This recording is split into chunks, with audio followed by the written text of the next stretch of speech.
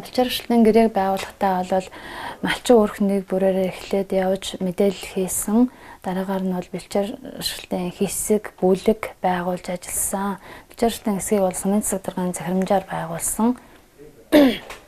За байгуулсан бэлчээрчлэн хэсэгтэйгээ бол бэлчээрчлэн гэрээ байгуулад 16 оноос хойш одоо ингээд явж байна. За бэлчээрчлэн гэрээ байгуулснаар одоо ямар үр дүнтэй байгаа вэ гэхээр энэ бэлчээрээ хамгаалах, малын таталгааг одоо цөөрүүлж, чанаржуулах гэсэн ажлууд бол хийгдэж явж байгаа.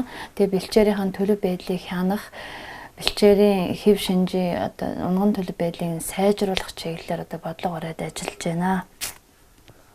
За мөн бэлчээрчлэн гэрээн дээр тусгацсан нэг зүйл бол ургамлын бэлчээрийн даацыг хянах ажил байгаа. Энэ ажлын хүрээнд бол бэлчээрийн ботон мониторингийн үнэлгээг жил бүр хийгээд үр дүнг нь тооцоод бэлчээрийн хэв шинж нь хэр байна.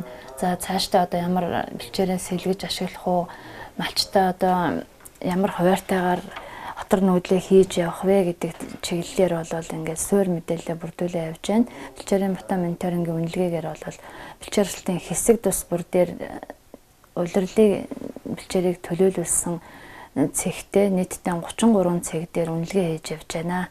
За энэ хийсэн үнэлгээний мэдээллийг бол газрын нэгдсэн мэдээллийн систем дээр оруулаад ингээ мэдээллийн сонгоо боловсруулад олон нийтэд мэдээллийг хүргэхээр ингэж захим даар мэдээлэл бэлтгээд явж байна.